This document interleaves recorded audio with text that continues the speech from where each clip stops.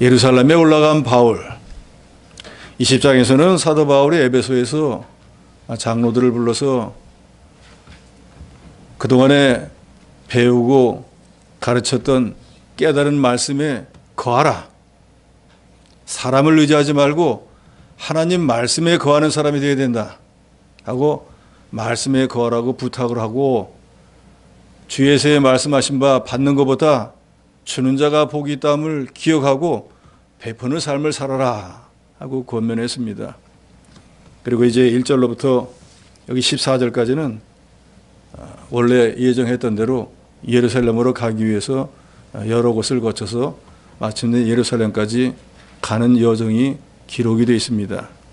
그런데 1절에서 14절에 보면은 여러 곳에 갈 때마다 거기에 있는 모든 믿는 형제들이, 또 사도 바울로부터 복음을 받고 배웠던 영의 제자들이 이번에 예루살렘에 올라가게 되면은 바울이 분명히 큰 환난을 당할 것을 각각 성령의 감동으로 알았기 때문에 다 만류합니다. 가는 데마다 올라가지 마세요. 가면은 환난을 당하고 큰 고난을 받을 것이니까 거기 가지 말고 여기서 우리를 가르치고, 아니 다른 데서 복음을 전하면 좋지 않습니까? 하고 만류하고, 마지막 13절로 14절에 보면은 바울은 그런 사람들에게 왜 예루살렘에 올라가야 되는지, 왜 복음을 전해야 되는지에 대해서 분명히 증언하고 있습니다. 1절에서 9절은 두로라고 하는 동네에 가는데 거기에서 제자들이 사도 바울이 예루살렘에 올라가지 말라고 만류한 내용이 기록이 되어 있습니다. 4절에 보면은 제자들을 찾아 거기서 이래를 머물더니, 여기는 두로라고 하는 곳에 와서 배가 짐을 부리느라고 배가 출항하지 않습니다. 그래서 사도 바울이 직접 두로에 와서 교회를 세우지는 않았지만 아마도 스데반 죽음 이후에 유대인들이 디아스포라 흩어져서 복음을 전하다 보니까 이 두로라고 하는 도시에도 교회가 생겨진 것으로 학자들은 짐작을 하고 있습니다. 그런데 거기 있던 제자들이 사도 바울을 보고 성령의 감동으로 예루살렘에 들어가지 말라 하더라 그랬습니다. 바울이 예루살렘에 올라가면은 분명히 환대를 받는 게 아니라 유대인들로부터 고난당할 것을 알았기 때문에 가지 말라고 했습니다. 그래서 제자들이 바울이 예루살렘에 가는 것을 이 만류한 것은 이 바울을 존경하고 당연히 가르침을 받은 제자로서 어떻게 보면 육신적으로 보면 아주 당연한 거예요. 뭐 선생이 죽으러 가는데 가면 가는 거지 뭐, 내가 알 바 아니다. 그건 너무 무정하잖아요. 내게 복음을 전해 주었고 하나님 말씀을 가르치고 영의 스승인데 가면은 분명히 고난을 당할 거다. 근데 그걸 뻔히 알면서 가세요. 그런다고 하면 그건 너무 무정한 사람이잖아요. 그러니까 이 두로에 있는 성도들이 바울을 존경하고 사랑하는 성도로서 당연히 취할 수 있는 행동을 취했습니다. 마치 예수님이 십자가 지시려고 할 때 베드로가 주님이 고난당할 거 알기 때문에 주여 그리 마옵소서, 이 일이 결코 주께 미치지 아니하리다, 이하여 하시면 안 됩니다. 그럴 필요 없습니다 하니까 예수님은 사탄아 내 뒤로 물러가라, 너는 나를 넘어지게 하는 자로다. 내가 하나님의 일을 생각하지 아니하고 도리어 사람의 일을 생각하는도다 하고, 베드로는 예수님을 위해서 했던 말인데 예수님이 고난받을 게 너무 안타까워가지고 그러시지 말라고 한 것뿐인데 오히려 사탄아 물러가라 하고 베드로를 갖다가 책망을 했습니다. 예수님이 베드로를 책망한 것은 그 베드로가 인간적으로 예수님을 사랑하는 그 마음, 아끼는 마음 몰라서가 아니에요. 그런데 우리 믿는 사람에게는 두 가지 일이 있다 그 말이에요. 우리가 구원받은 자로서 하나님의 일이 있고 우리가 내 인간 개인으로서 내 개인의 일이 있다 그 말이에요. 그러면 우리가 예수 믿기 전에는 모든 게 내 중심이니까 내 마음대로 하면 되는 거예요. 내 뜻대로 하면 되는 거예요. 누구 사정 볼 게 없습니다. 근데 문제는 저와 여러분이 예수를 구주로 믿고 난 뒤에라 말이에요. 저와 여러분이 예수를 구주로 믿고 하나님의 자녀가 되고 난 뒤에는 여러분은 하나님의 자녀인 걸 믿으십니까? 정말로 믿으세요? 그럼 내가 하나님의 자녀가 됐어요. 그럼 이제 아버지가 누구예요? 하나님이 내 아버지예요. 그렇기 때문에 로마서에 우리가 너무나 한번 귀에 못이 박히도록 들은 말씀이 있잖아요. 이제 우리가 사나 죽으나 그리스도의 것이다. 살아도 그리스도를 위해서, 죽어도 그리스도를 위해서. 우리가 예수를 구주로 믿고 난 뒤에 우리 신분이 이렇게 변화가 되었다는 거예요. 예수 믿기 전에는 마귀 종살이 할 때는 그냥 나만 위해 살면 되는 거예요. 누가 아무 간섭 안 합니다. 뭐라 참견 안 해요. 그러나 저와 여러분이 하나님의 자녀가 되는 권세를 받아서 제일 먼저는 영원히 중생하고 과거 현재 미래의 죄를 사함받고 하나님의 자녀가 되어서 천국을 기업으로 얻고 모든 신령한 은혜를 다 받았을 때는 그게 공짜가 아니라 그 말이에요. 이 은혜를 받고 난 뒤에는 저와 여러분은 완전히 근본이 바뀌어져 버렸다 그 말이에요. 영혼도 죽었다가 다시 살아나서 중생했어요. 리본, 재탄생을 해버렸단 말이에요. 그래서 재탄생했을 때 죄 있던 몸이 죄 없던 몸으로 하나님이 인정해 줘요. 우리가 악을 행하던 악인이었는데 이제는 의를 행하는 의인이 되어버렸어요. 지옥에 가서 영원한 고통을 받을 사람인데 천국의 영상 복락을 누리는 사람으로 바뀌었다 그 말이에요. 그동안에는 이 땅에만 소망이 있는 줄 알고 살았는데 이제는 천국이 내 영원한 집이고 거기에 쌓은 보물을 가지고 이제 하나님 앞에 가서 인정받고 칭찬과 상급을 받아야 되는 그런 사람으로 변모가 되었다 그 말이에요. 우리가 이 땅에 발을 딛고 살지만 우리는 우리 본향이 여기가 아니고 우리의 영원한 본향은 하늘나라이고 우리가 지금 이 세상에 살아가는 거 신앙생활을 하는 것은 장차 거룩하신 하나님이 계신 그 나라에 가서 살기를 연습하는 거예요. 연습. 그러니까 이 교회 생활을 연습을 잘 해야지 이제 우리의 영원한 끝이 없는 하나님 나라에 갔을 때 거기 가서도 잘할 거 아니에요. 세상 운동도 그렇잖아요. 미리미리 준비 운동을 잘해야지 본 게임에 가서 잘하지 연습 안 한 사람이 갑자기 어떻게 잘할 수가 있겠어요. 우리가 나그네와 행과 같이 잠시 잠깐 지나가 버리는 우리의 인생이라는 이 세상의 삶은 장차 천국의 삶을 연습하는 줄 알고 시간을 아껴서 믿는 일을 잘 하셔야 됩니다. 그렇기 때문에 예수께서 말씀하신 거예요. 인간적으로 내가 나를 사랑해서 나를 아끼고 내가 고난당할 걸 염려해가지고 주여 그리 마옵소서 하는 거 내가 이해는 하지만 지금 내가 깨달아야 되는 것은 내 개인의 일신의 안녕을 생각할 게 아니라 내가 하나님의 뜻을 순종해서 모든 택한 백성을 위한 이 구속운동 대속을 완성하는 이걸 먼저 생각해야지 내 일신의 생각만 해서 인간적으로 기울어지 그걸 보고 내가 잠시 잠깐 신앙에 잠이 들었고 마귀 종살이했다 해서 베드로가 갑자기 마귀가 됐다는 게 아니라 마귀의 일에 이용당했다 그 말이에요. 이 시대를 살아가는 저와 여러분도 마찬가지입니다. 우리가 입으로는 하나님의 사람이 되었다, 하나님의 자녀가 되었다, 교회 여러 가지 직분과 받았다고 하면서도 정말로 하나님의 일과 내 개인의 일이 서로 맞물렸을 때 어느 일을 먼저 하시겠습니까? 예수님은 뭘 하라고 하죠? 너희는 먼저 그의 나라와 그의 의를 구하라. 그 하나님의 일을 먼저 하라는 거예요. 그의 나라를 구한다는 건 하나님의 통치를 받는다는 거예요. 그럼 하나님의 명령을 받은 사람이 하나님의 일을 해야 되지 않겠어요? 그런데 저도 마찬가지, 여러분도 마찬가지. 과연 한 10가지 일을 계산해 놓고 보면은 과연 10가지를 다 하나님의 일을 먼저 하고 내 일을 나중에 했을까요? 정반대 결과가 훨씬 많잖아요. 왜요? 아직도 나라는 게 살아있기 때문에 그런 거예요. 그래서 예수님께서 너희가 나를 따라오려거든 하는데 어떤 마음 자세를 가지고 따라와야 되는 데서 말씀하잖아요. 어떻게 따라오라고 하죠? 제일 먼저는 자기를 부인하라는 거예요. 자기를 부인하는 거 뭐예요? 나는 아무것도 아니라 그 말이에요.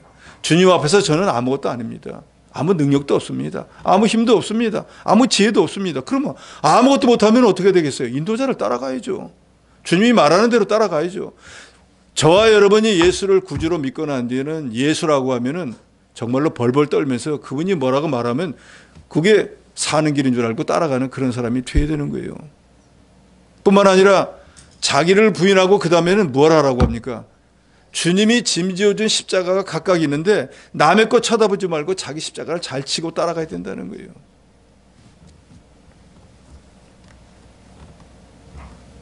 누구든지 주님의 구원운동을 방해하는 자는 예수님은 그게 사탄이라고 책망하십니다. 오늘 본문에 나오는 이 두 사람들도 아주 순수하고 자기 스승이었던 사도 바울을 아끼는 마음에서 예루살렘에 올라가지 말라고 했지만 지금 예루살렘에 올라가는 것이 사도 바울은 하나님께서 자기에게 주신 명령을 순종하는 것뿐이에요. 그래서 빌립보에서도 에베소에서도 장로들이 가지 말라고 했잖아요. 올라가지 마세요 하는데도 이미 말했다고요. 나는 거기 올라가면 환난 당한 거 다 안다. 그렇지만 내가 주님으로 받은 이 사명, 이 전도와 선교의 사명을 이걸 마치려고 할 때는 나는 내 죽는 거, 내 생명 하나도 귀한 것으로 여기지 않는다. 왜? 그게 하나님의 뜻이기 때문에. 그러니까 사도 바울은 지금 예루살렘에 올라가면은 다른 제자들이 다 아는 것처럼 환난당한 걸 알지만, 이미 알고 있지만 그게 하나님의 뜻이기 때문에 죽는다고 할지라도, 환난을 당한다고 할지라도 예루살렘에 올라간다는 거예요. 오늘 우리가 이 세상을 살아가면서 저와 여러분도 하나님의 뜻을 이렇게 따라가는 사람이 되어야 됩니다. 그래서 우리가 늘 듣는 얘기지만 성령의 인도를 거부하지 말아야 돼요. 성령의 감동이 올 때 소멸하지 말아야 된다, 그 말이에요.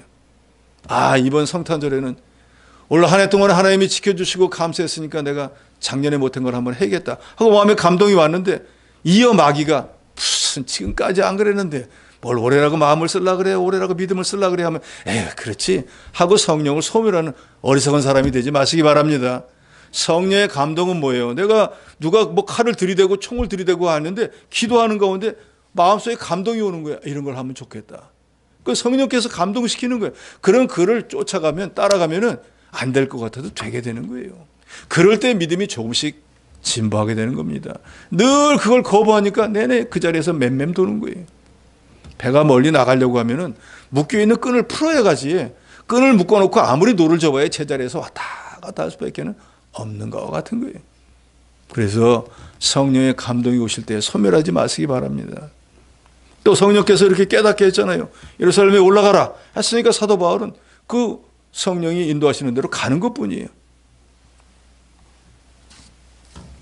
그래서 아무리 그 사람들이 말려도 사도 바울은 자기가 원래 목적한 대로 성령의 인도와 주장을 따라서 올라가게 되었습니다.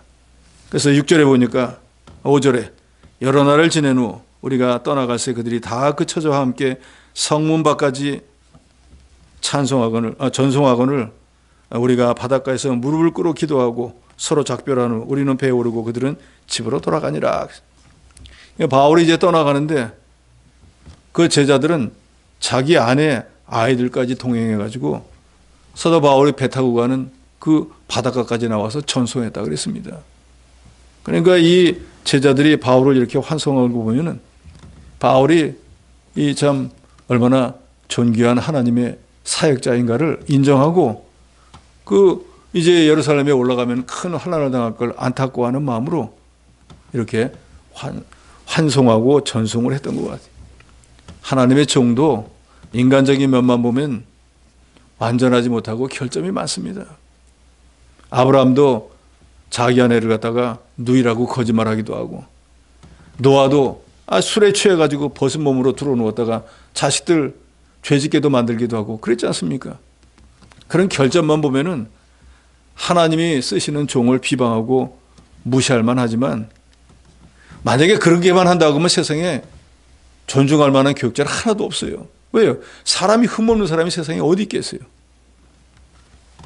바울도 겉으로 보면은 우리가 이미 바울의 면모에 대해서 배웠잖아요. 허리도 꾸부정하고 머리도 벗겨지고 말도 그 가치가 신라보다도 잘 못하고 여러 가지 면에 보면 부족한 게 많지만 하나님이 쓰시는 면을 보면 참 대단한 사람이잖아요.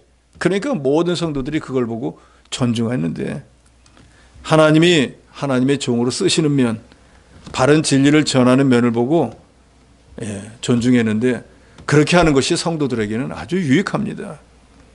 그래서 성경에 보면 그런 말씀이 있잖아요. 마치 이 교육자들은 금관과 같아갖고 하나님으로부터 오는 말씀을 받아서 성도들에게 전해주는 역할을 하는 그 중간 역할을 하는 거예요. 그러니까 그게 막히면은 하나님부터 오는 그 말씀을 자기가 잘 듣지를 못하고 깨닫지 못하게 되니까 교육자와 좋은 관계를 갖는 게 성도들에게 아주 유익합니다.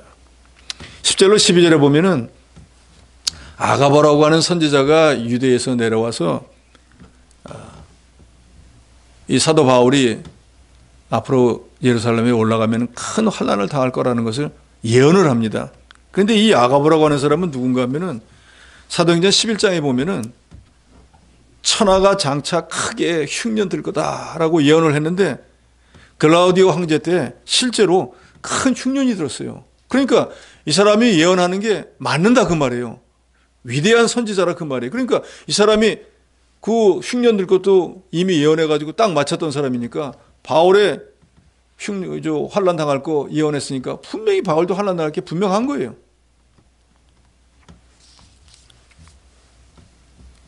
더더욱이 11절에 보니까 바울의 띠를 가져다가 자기 수족을 잡아매고 성령이 말씀하시되 예루살렘의 유대인들이 이같이 이 띠임자를 결박하여 이방인의 손에 넘겨주리라 하고 했다는 거예요. 바울의 띠를 갖고 자기가 딱 묶고 봐봐. 이방인들이 이제 사도 바울이 예루살렘에 올라가면 이렇게 묶어가지고 로마 사람들에게 넘겨줘서 죽게 만들 거야. 그러니까 바울을 아는 모든 사람들이 이 바울 보내면 안 되겠다 이거 해서 이제 또 여러 사람들이 만류를 합니다. 12절에 우리가 그 말을 듣고 그곳 사람들과 더불어 바울에게 예루살렘으로 올라가지 말라 권하니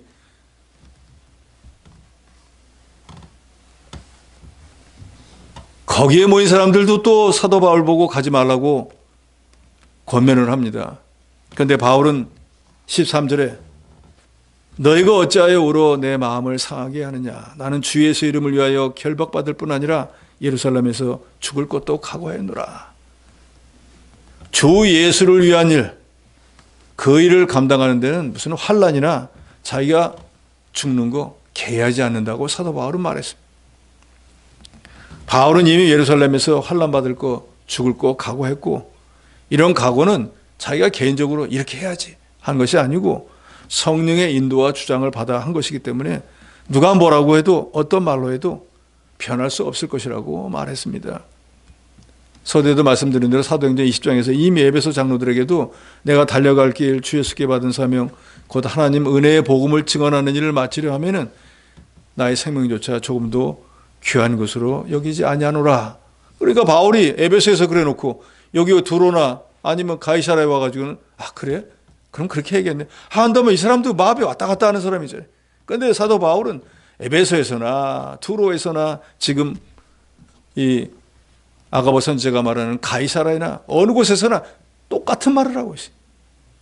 나도 예루살렘에 올라가면 환난 당할 거 알지만 이게 하나님이 내게 말씀하신 것이기 때문에 내가 이 사명을 마치는 데는 내 생명을 조금 더 중요한 것으로 생각하지 않는다. 14절에 보니까 그가 권함을 받지 아니하므로 우리가 주의 뜻대로 이루어지리라 하고 그쳤노라. 현대의 성경은 이렇게 번역했습니다.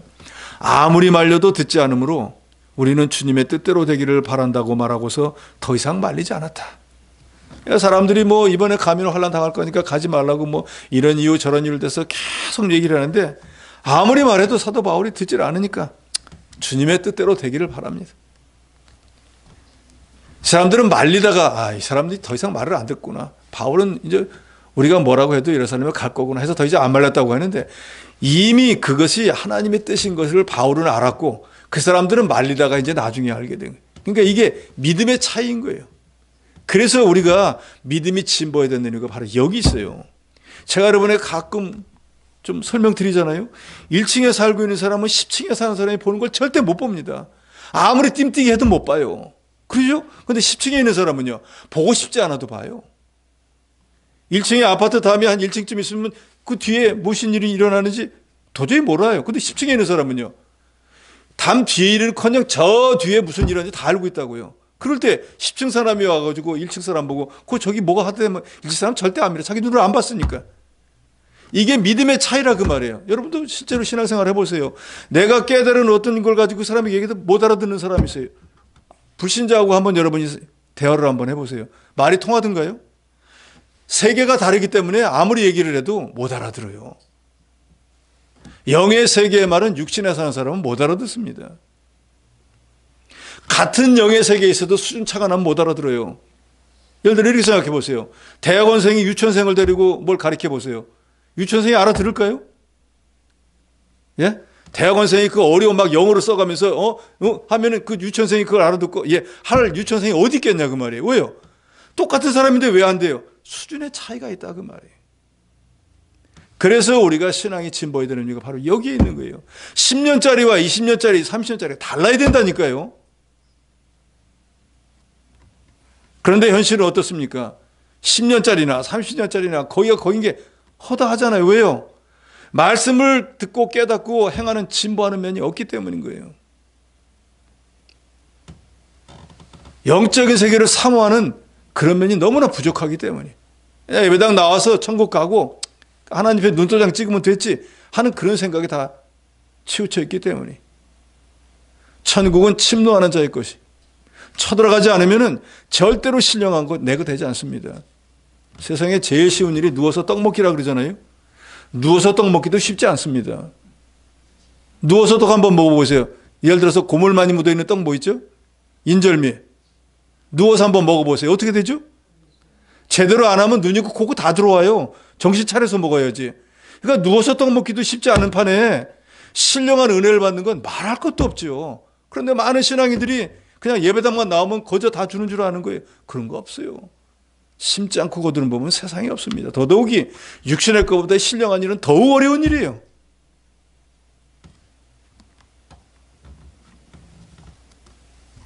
바울은 이미 에베소에 올 때부터 다 깨달아가지고 만류하는 사람들에게 이게 하나님의 뜻이라고 해요. 그 사람들은 믿지 않았는데 이제 말리다 보니까 이게 하나님 뜻이구나 하고 깨달았으니까 이 사람들에게 수준 차이는 어마어마하게 나는 거예요. 그래서 여러분도 할 수만 있으면은 나보다 신앙이 진보한 나보다 이 영적으로 진보한 사람들과 교제하시기 바랍니다. 그래야지 내 신앙이 조금이라도 더 진보하고 자라나게 되는 거예요. 끼리끼리라 그러잖아요. 초록은 동색이라 그러잖아요. 같은 무리들끼리 있으면 매내 그것밖에는 안 돼요.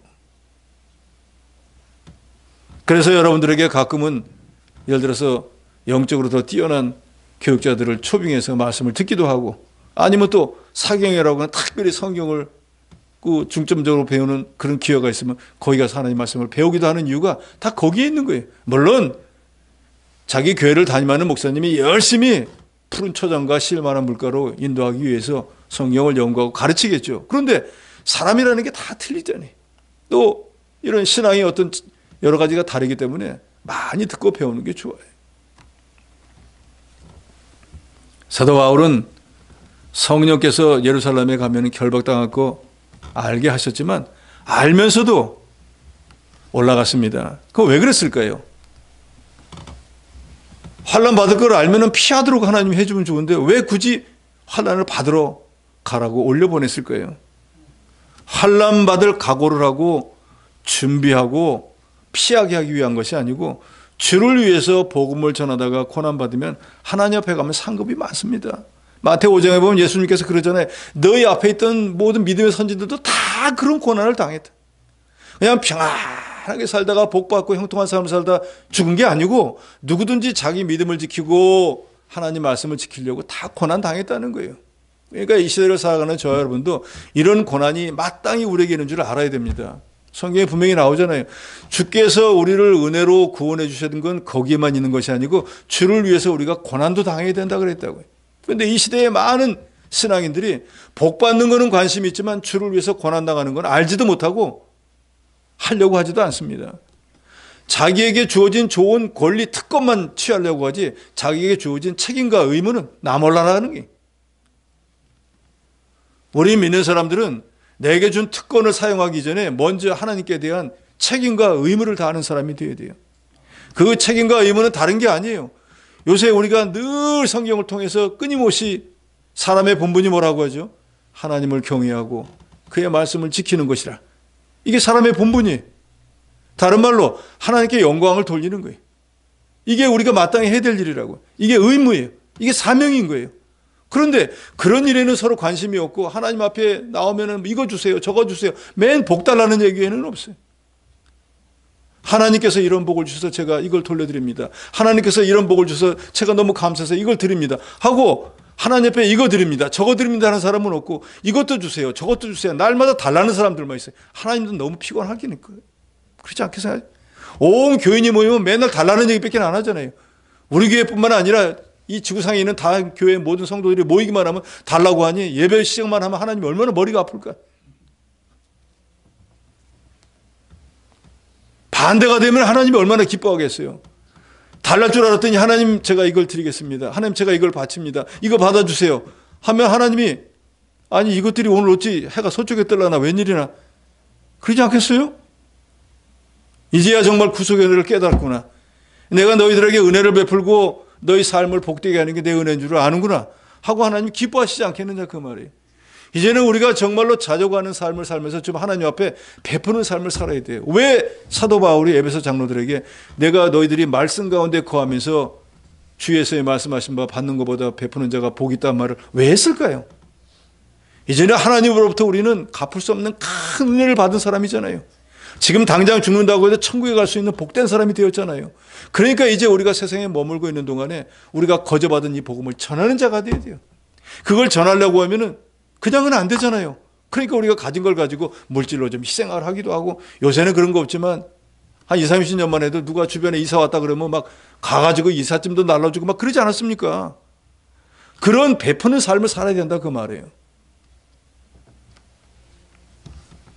주를 위해서 복음을 전하다가 고난받으면 하나님 앞에 가서 상급이 많습니다. 그냥 당연히 우리가 이 땅에 있는 동안에 주를 위해서 고난받는 삶을 마다하지 말아야 됩니다. 바울은 분명히 올라가면 환난을 당하고 죽을지도 모르지만 뻔히 알고 있어도 그게 하나님의 뜻이고 하나님이 자기가 맡긴 사명을 마치는 일이라고 하면 그거 하나도 두려워하지도 않고 아까워하지도 않았다 그랬어요. 우리도 바울과 똑같이 새끼밥 먹고 하나님이 구원해 주셨고 똑같이 전도의 사명도 주셨고 하나님의 교회 직분도 주었는데 우리라고 바울같이 살지 못할 이유가 어디 있겠습니까? 하나님의 사랑을, 하나님 우리를 구원해 주신 그 은혜를 어떻게 깨닫느냐에 달려있는 거예요. 사도 바울을 통해서 우리는 우리에게 맡긴 사명을 감당하면 우리 생명도 귀한 것으로 여기지 않는 바울과 같은 신앙을 가져야 되겠습니다.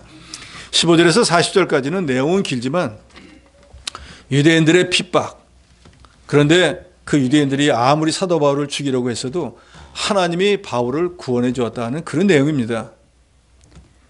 예레미야서 1장에 보면은 예레미야를 하나님께서 선지자로 부릅니다. 그러니까 예레미야가 저는 아이 같아서 뭘 할 줄 모릅니다. 제가 무슨 어떻게 하나님 일을 하겠습니까? 하니까 하나님께서 예레미야에게 너 아이라 그러지 말고 겸손 떠는 척하지 말고 내가 누구에 가서 말하라고 하면 그 말하고 내가 어디로 가라고 하면 너 가라. 그건 할 수 있잖아요. 모르니까. 너 누구한테 갔다 와. 그럼 모르니까 가라 그럼 가면 되잖아요. 가서 하는데 네 말 하지 말고 내가 시키는 말만 해라. 그건 누구나 하고 저 여러분도 할 수 있잖아요. 할 수 있잖아요. 여러분 어디 가세요? 그러면 갈 수 있잖아요. 거기 가서 이런 말 해. 하면 할 수 있잖아요. 이게 하나님의 일꾼들은 이렇게 일해야 된다는 거예요. 자기 생각으로 자기 뜻대로 여기로 갈까 저기로 갈까 이 말할까 저 말할까 할 거 없이 하나님이 가라 하면 가고 하나님이 말하라고 하면 말하면 되는 거예요. 이게 개혁주의인 거예요. 이게 칼빈주의인 거예요. 성경이 말씀하는 데까지 가고 성경이 멈추라고 하면 멈추는, 이게 칼빈주의인 거예요. 이게 정직한 거라고요. 그런데 여기 사람의 생각을 가지고 여기 멈추라고 했는데 더 가니까 문제이고 가라고 한 데까지 안 가니까 문제인 거예요. 하라고 한 말을 안 하고 다른 말을 하니까 문제이고 하라고 한 말보다 더 하니까 문제가 되는 거예요. 우리 믿음의 생활은 어떻게 보면 아주 간단합니다. 하나님이 하라는 거 하면 되고 하지 말라는 거 안 하면 돼요. 성경은 딱 두 가지로 되어 있습니다. 그죠? 율법이 전부 몇 가지죠? 613가지입니다. 그런데 613가지 중에 하지 말라가 365가지예요. 나머지는 하라는 거예요. 그러니까 성경은 딱 구분이 되어 있어요. 하라, 하지 마라. 그럼 하라는 거 하면 되고 하지 말라는 거는요? 억지로 하면 되겠죠? 하지 말라는 걸 억지로 하니까 재앙을 당하고 환난을 당하는 거예요. 하라는 걸 안 하니까 재앙을 당하는 거예요. 하라는 걸 하면은 복을 받습니다. 형통해져요. 하지 말라는 거 안 하면은 재앙을 안 받습니다. 그러니까 우리 신앙생활은 너무너무 간단한 거예요. 하나님이 말씀한 거는 하고 하지 말라는 건 목에 칼이 돌아도 안 하면 되는 거예요. 그러니까 예레미야 선지자에게 하나님이 너 내가 가라는 곳에 가고 내가 말하는 걸 말해라 라고 하시면서 그건 할 수 있잖아요. 그러면서 내가 내 말대로 가라는 데 가고 하라는 말을 하면은 예레미야서 1장 18절 19절에 이렇게 말합니다. 보라, 내가 오늘 너를 그 온 땅과 유다 왕들과 그 지도자들, 그 제사장들, 그 땅 백성 앞에 견고한 성읍, 쇠기둥, 노성벽이 되게 하였은즉 그들이 너를 치나 너를 이기지 못하리니 이는 내가 너와 함께하여 너를 구원할 것임이니라. 여호와의 말이니라.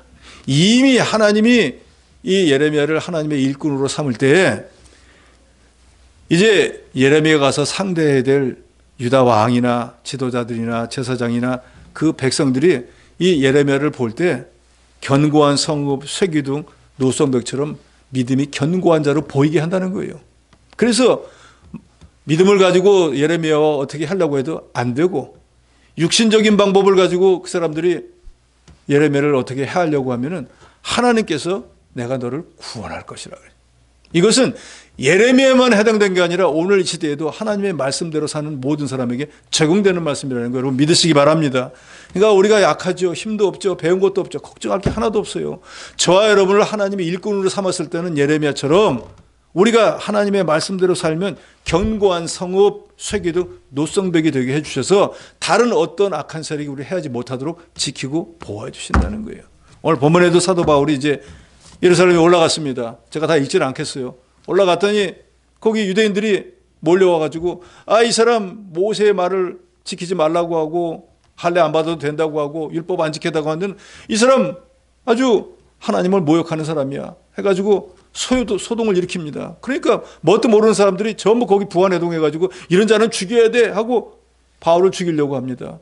그런데 그때 소요가 일어나니까 천부장이 늑달같이 뛰어왔어요. 1000명을 관리하는 관리가 이게 무슨 일이야? 그러니까 뭐 얘기를 들어보니까 이 사람은 이 말하고 저 사람은 저 말하고 뭐 뭔 소리인지 모르겠는 거예요. 그래서 일단은 바울을 묶어 해가지고 자기가 그 천부장이 자기 영내로 데려갑니다. 그러니까 천부장이 데려가니까 그 소외를 일으켰던 사람들이 어떻게 할 수가 없잖아요. 우연한 것처럼 보이지만 믿음으로 사는 성도를 하나님이 이처럼 천사를 보내서 지켜준다는 것을 우리에게 보여주고 있어요. 예수님께서도 이런 말씀 하잖아요. 너희가 복음을 전하다가 하나님의 일을 하다가 붙잡혀가면은 거기 가서 무슨 말을 할까 염려하지 말라 그랬어요. 가서 어떻게 변명에 빠져나오지 어떻게 하면 살아남을까 그런 걱정 하지도 말라 그랬어요. 거기 가서 무슨 말을 할지 성령께서 너 입에 넣어준다 그랬다고. 내가 하는 게 아니라 하나님이 알아가지고 변명할 수 있도록 다 해준다는 거예요. 그래서 우리가 이미 이 사도행전을 통해서 상고했지만 베드로가 물고기나 잡던 불황무식한 사람이잖아요. 그런데 그 예루살렘 공회에 모이는 사람들은 전부 박사들이잖아요. 유대에서 제일 뛰어난 사람들은 모이잖아요. 그런데 그 사람들 앞에 가서 베드로가 말하니까 그 뛰어난 사람들이 대답을 못했다 그랬잖아요.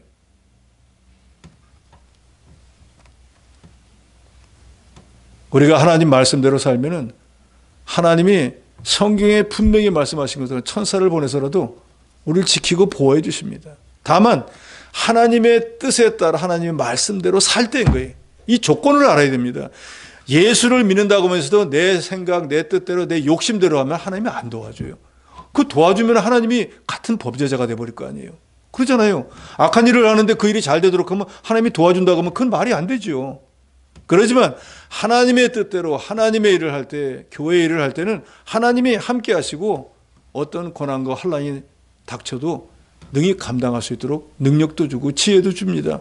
그러다가 도저히 안 돼가지고 어쩔 수 없다 그러면 고린도서에 보면 뭐라 그러죠? 그때는 무슨 길을 준다 그러죠? 피할 길도 준다 그랬어요. 그러니까 어떻게든지 하나님의 일이 중단되지 않고 하나님의 일이 성취되도록 하나님이 역사한다는 걸 말하는 거예요. 사도 바울은 예루살렘에 올라가서 죽을 각오를 했지만 이 사람은 자기의 마지막 소원은 뭔가 하면 로마 또 지금의 스페인이 그 당시에는 지구의 끝이라고 생각을 했어요. 그래서 예수께서 땅 끝까지 가서 복음을 전해라 한 그 말씀 때문에 자기는 로마 그다음에 스페인까지 가서 복음 전하는 게 자기의 소망이었어요. 근데 우리가 잘 알지만 이 예루살렘에 와서 이제 재판을 받다가 자기가 로마인이라는 것을 말하는 바람에 로마 황제에게 호소하잖아요. 그래서 로마까지 공짜로 죄인의 몸으로 자기는 그냥 뭐 먹여주고 입혀주고 배 태워줘가지고 로마까지 가서 감옥에 갇히게 되지만 결국 거기 가서 복음을 전하게 됩니다. 하나님은 그렇게 하려고 예루살렘에 올려보낸 거예요. 자기 힘으로 수고해서 배 타고 로마까지 갈 필요 없이 바울의 믿음을 드러나게 하고 하나님이 믿는 자, 하나님의 일을 하는 자에게 어떻게 역사하는지를 모든 사람에게 보여주고 또 사도 바울이 소망한 로마에까지 가서 복음을 전할 수 있도록 다 예비해 놓은 거예요. 우리가 이 하나님이 우리 앞에 예비해 놓은 이 일을 모르니까 문제인 거지. 저와 여러분의 앞길도 하나님이 다 예비해 놓았어요. 그 길을 1분 1초도 1m도 오차 없이 우리가 지금 걸어가고 있는 거예요. 나는 내 생각, 내 뜻대로 살고 있다고 생각하죠. 그건 오산이에요. 하나님이 프로그램해 놓은 것에 우리는 1분 1초 한 발자국도 옆으로 못 갑니다. 그대로 가는 거예요. 만약에 그걸 우리가 안다고 하면 얼마나 답답해요. 내일은 무슨 일을 만나고 모레 그걸 모르니까 살만한 거예요. 그렇지 않아요? 내일 아침 일을 당장 안다고 오늘 근심이 돼서 잠이 오겠어요? 모레일 근심이 돼가지고 잠이 오겠냐고요. 그러나 인생의 모든 것들은 우리 뜻대로 아니면 우리를 다스리는 왕이나 대통령에서 되는 게 아니라 하나님의 뜻대로 된다는 것은 여러분 아셔야 됩니다. 오늘 본문에 제가 읽지는 않았지만 제일 마지막 절에 가면은 39절 40절에 가면 사도 바울이 나는 애굽에서 도망쳐온 이전에 반란을 일으켰던 그 사람 아니다 하면서 자기가 내가 이 사람들에게 말해도 되겠느냐, 바울을 죽이려고 쫓아왔던 많은 사람들 앞에 바울이 변명하겠다고 합니다. 그러니까 이 천부장이 말할 수 있으면 말해라 해서 그게 이제 22장에 사도 바울이 내가 왜 예수를 믿게 되었고 내가 이 예루살렘까지 왜 왔고 내가 너에게 복음을 왜 전하는지에 대해서 복음을 전합니다. 그러니까 하나님이 하시는 일이 오묘하다는 건 바로 이걸 말하는 거예요. 이 사람들은 사도 바울을 죽이려고 아시아에서부터, 즉 터키에서부터, 예루살렘 사람도 아니에요. 거기서 와가지고 자기들이 이 아시아에서 이 사도 바울을 보니까 막 우리들이 싫어하는 거를 전하고 모세의 그 율법 지키지 말라고 하고 할례 안 해도 된다고 하고 막 우리 유대인들이 싫어하는 것만 이 사람 전하는 사람이니까 이 사람 이거 죽여야 된다라고 해서 소동을 일으켰거든요.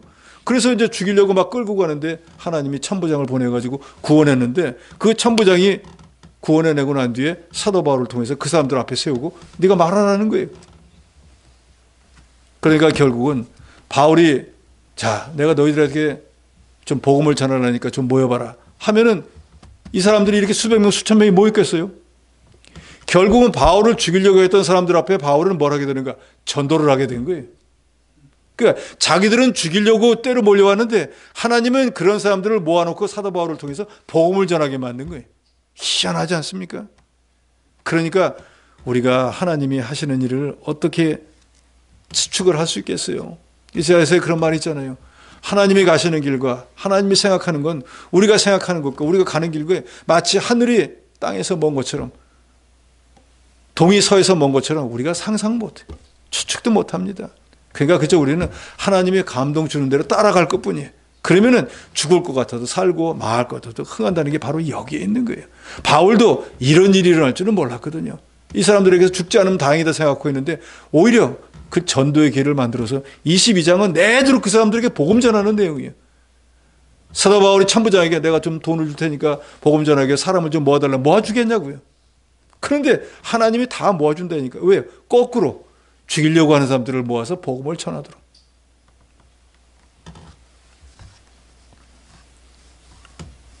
예수님은 나로 말미암아 너희를 욕하고 박해하고 거짓으로 너희를 거스려 모든 많은 악한 말을 할 때 너에게 복이 있다라고 마태복음 5장 11절에 말합니다.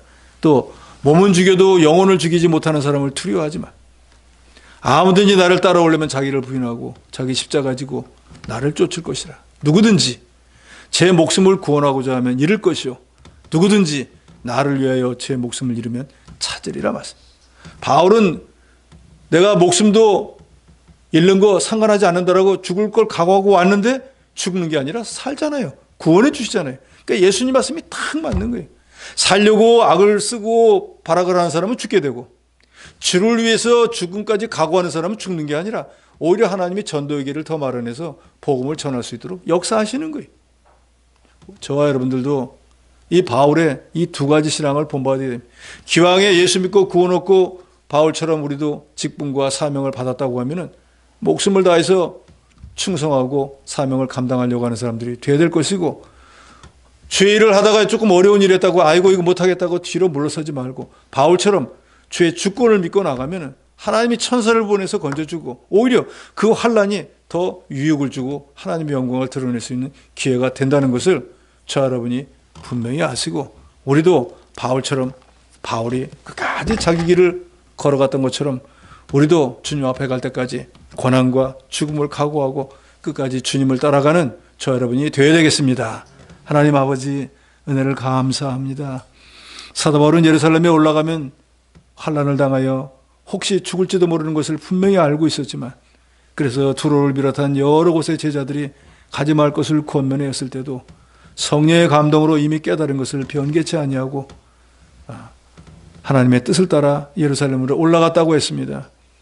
올라가서 과연 유대인들을 통해서 죽을 위기에 놓였을 때 하나님께서 저와 함께 하시고 천부장을 통해서 저를 구원하시고 오히려 죽을 기회를 전도의 기회로 만들어 주셨다고 했사오니, 이 시대를 살아가는 저희들도 하나님의 일을 하다가 낙심하거나 좌절하거나 뒤로 물러서지 않게 하시고 바울처럼 끝까지 하나님의 주권을 믿고 나가면 하나님의 역사에서 모든 일이 형통하게 이루어질 것을 믿고 우리 믿음의 다른 박질을 잘하는 저희 모두가 되게 하여 주시옵소서.